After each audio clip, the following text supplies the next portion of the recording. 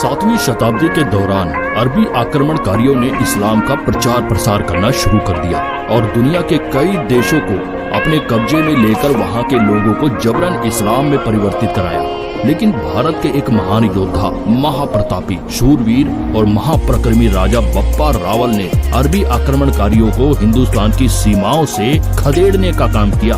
उनके डर से ही लगभग 400 सालों तक भारत में अरबी और अन्य विदेशी हुकूमतों ने भारत में प्रवेश करने के बारे में सोचा भी नहीं। बप्पा रावल ने ही मेवाड़ राजवंश की स्थापना की थी और पहली बार केसरिया ध्वज भी उन्होंने ही फहराया था। उनके बारे में आज भारतीय इतिहास की किताबों में बहुत कम वर्णन मिलता है और यहाँ तक कि आज की पीढ़ी बप्पा रावल का नाम तक नहीं जानती है। हालांकि आपने राणा कुंभा, राणा सांगा और महाराणा प्रताप का नाम सुना होगा।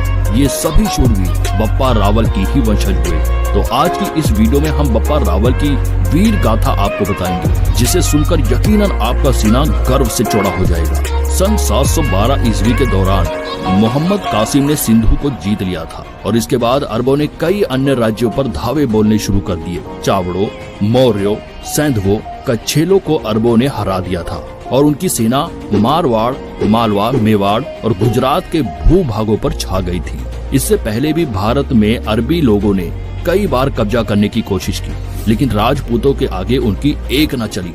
हर बार अरबी सेनाओं को मुंह की मार खानी पड़ी थी।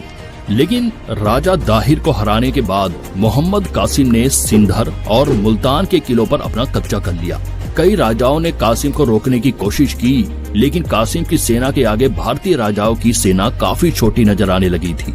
लेकिन तभी मेवाड़ के राजा बप्पा रावल मैदान में उतर जाते हैं और मोहम्मद कासिम की सेना को खदेड़कर सिंध को जीत लेते हैं। राजस्थान के पश्चिमी छोर और मालवे में गुज्जर प्रतिहार सम्राट नागभाट प्रथम ने मोर्चा संभाला, लेकिन आखिर बप्पा रावल ने कैसे इतने ताकतवर अरबी शासक को हराया?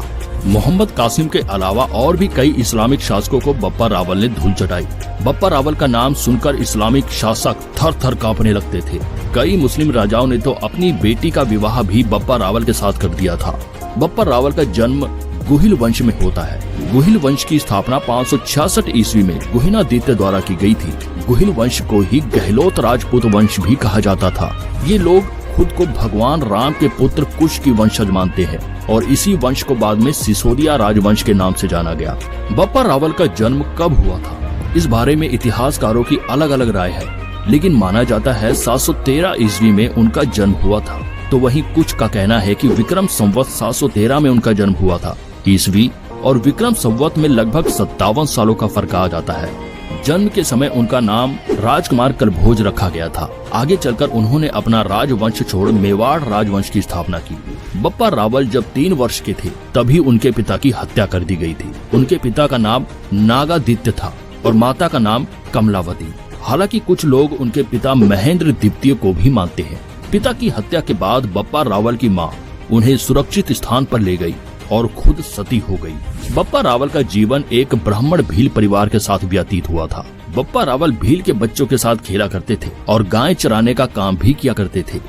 उनकी एक गाय जब शाम को घास चरने के बाद वापस आती थी तो उसका दूध खाली मिलता था। पहले तो बप्पा रावल को लगा कि कोई उनकी गाय का दूध चोरी कर रहा है। तब सच्चाई का पता लगाने के लिए उन्होंने गाय का पीछा किया और जो उन्होंने अपनी आंखों से देखा उसे देख हैरान रह गए। जंगल में एक लिंगी शिवलिंग के ऊपर दूध की धार से अभिषेक होता था। इसी स्थान पर बप्पा रावल की मुलाकात हारित ऋषि से हुई। कहा जाता है कि हारित ऋषि के आशीर्वाद से ही बप्पा रावल को इतनी शक्तियाँ मिली कि उन्होंने मेवाड़ राजवंश की स्थापना की और अरबों को भारत से बाहर भगाने में कामयाब हुए। इस घटना के बाद से एक लिंगी महादेव में उनकी आस्था बहुत बढ़ गई। बप्पा रावल को हरित ऋषि ने चित्तौड़ जाने के लिए कहा। बप्पा रावल चित्तौड़ गए और वहाँ के राजा मनमौरी को हराया और चित्तौड़ की गद्दी पर विराजमान हो गए। हालांकि यहाँ पर भी दो राय देखने को मिलती है। कहा जाता है कि राजा मनमौरी बप्पा रावल के मामा थे और बप्पा रावल के पराक्रम को देखकर उन्होंने स्वयं बप्पा रावल को सिंहासन सौंपा था। चित्तौड़ की गद्दी संभालने के बाद जब उन्हें पता चला कि अरबों ने सिंध पर कब्जा कर लिया है तो उनका खून खौल उठा। बप्पा रावल ने अरबों के खिलाफ जंग का ऐलान कर दिया। इस दौरान उन्हें जैसलमेर और अजमेर का भी साथ मिला। बस फिर क्या था, बप्पा रावल काल के समान अरबों पर टूट पड़े। एक एक क्षत्रिय राजपूत 10-10 अरबी सेनाओं पर भारी पड़ रहे थे। उनके वीर पराक्रम के कारण अरबी सिंध के पश्चिमी घाट से आगे नहीं बढ़ पाए। सबसे पहले उन्होंने अरबी राजा जुनैद को हराया और सिंध पर कब्जा कर लिया। इसके बाद बप्पा रावल की सेना ने गजनी पर आक्रमण किया और वहाँ के शासक सलीम को भी हराया। सलीम ने अपनी पुत्री का विवाह बप्पा रावल से कर दिया था। बप्पा रावल के क्रोध और आक्रमण से बचने के लिए कई इस्लामिक शासकों ने अपनी पुत्रियों का विवाह बप्पा रावल से कर दिया था। गजनी में बप्पा रावल ने अपना प्रतिनिधि तैनात कर दिया। इसके बाद वे लगातार अपने राज्यों का विस्तार करते रहे और गंधार, बलूचिस्तान, खुरासान, तुरान और ईरान को अपने कब्जे में ले लिया। इन सभी जगहों से अरबी शासकों को वापस लौटना पड़ा। अफगानिस्तान में जाकर भी उन्होंने इस्लामिक शासकों को पराजित किया। बप्पा रावल की वीरता के कारण लगभग 400 सालों तक भारत इस्लामिक शासकों से दूर ही रहा।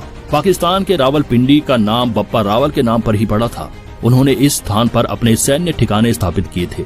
8वीं शताब्दी में ही उन्होंने मेवाड़ राजवंश की स्थापना की, जो विश्व में सबसे लंबे चलने वाले राजवंशों में से एक है। सन 1947 तक ये राजवंश चला और इसके बाद भारत में इसका विलय हो गया। आज भी सिसोदिया राजवंश की मेवाड़ में एक अलग पहचान है। राणा कुंभा, राणा सांगा, राणा उदय सिंह और महाराणा प्रताप भी इसी राजवंश से ताल्लुक रखते थे, जिन्होंने पूरे विश्व में राजपूतों का परचम लहराया। बप्पा रावल ने अपने शासनकाल के दौरान सिक्के भी जारी करे थे। उनके सिक्कों पर बप्पा लेख लिखा हुआ था, त्रिशूल बना हुआ था, एक शिवलिंग भी बना था, नंदी बैल बनी हुई थी जिसके सामने एक व्यक्ति हाथ जोड़े खड़ा था, एक गाय और दूध पीता बछड़ा भी उनके सिक्कों पर बना हुआ था। साथ ही सूर्य और छत्र भी उन सिक्कों पर बनाए गए थे। इन सिक्कों का वजन 65 रत्ती बताया जाता है। बप्पा रावल महादेव के बहुत बड़े भक्त थे। वे कहते थे, मेवाड़ के असली राजा एक लिंग महादेव ही हैं और वे तो बस उनके दीवान बनकर काम कर रहे हैं।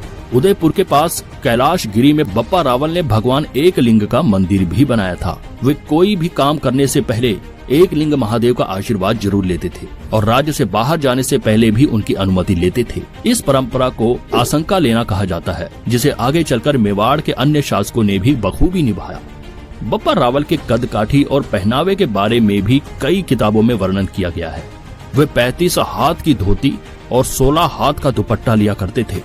उनका कद 9 फीट का बताया जाता है और ये भी कहा जाता है कि उनकी तलवार का वजन 32 मन था। हालांकि इस बात में कितनी सच्चाई है या फिर उनकी प्रतिभा का वर्णन करने के लिए ऐसा लिखा गया है, इस बारे में कुछ भी सटीकता के साथ नहीं कहा जा सकता है। वे एक बार में 4 बकरे खा जाया करते थे और भुजाओं में इतनी ताकत थी कि 2 भैंसों की बलि एक साथ दे दिया करते थे।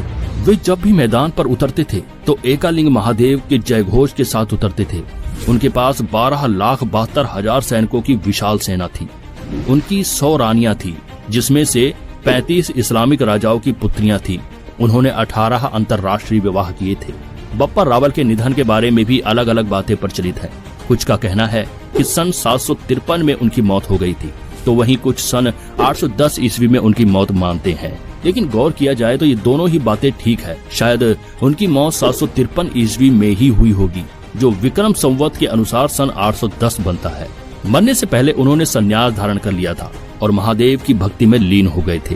वैसे तो बप्पा रावल के कई पुत्र थे, लेकिन राजकुमार सुमेर सिंह को उन्होंने अपना उत्तराधिकारी नियुक्त किया और सुमेर सिंह के बाद राजकुमार रतन सिंह मेवाड़ के राजा बने। राजा कलभोज का नाम बप्पा रावल कैसे पड़ा, ये भी काफी मजेदार है। असल में बप्पा नाम की उन्हें उपाधि दी गई थी। ये उपाधि उन्हें हारित ऋषि ने ही दी थी और रावल नाम उन्हें भीलों ने दिया था। इस तरह उनका नाम इतिहास के पन्नों में बप्पा रावल के नाम से अमर हो गया। तो दोस्तों, ये थी बप्पा रावल की गौरवशाली गाथा। उम्मीद करते हैं कि आपको आज की ये वीडियो पसंद आई होगी। बप्पा रावल के बारे में राजस्थान की किताबों में काफी कुछ लिखा गया है, जिनमें सबसे लोकप्रिय ये 4 पंक्तियां हैं। सर्वप्रथम बप्पा रावल ने केसरिया फहराया और तुम्हारे पावन रज को अपने शीश लगाया। फिर तो वे ईरान और अफगान सभी थे जीते, ऐसे थे झपटे यवनों पर वो मेवाड़ी जीते। महाप्रतापी वीर योद्धा मेवाड़ सम्राट बप्पा रावल के चरणों में हम कोटि कोटि नमन करते हैं। आज के लिए इतना ही। आपसे फिर मिलेंगे एक नई वीडियो के साथ।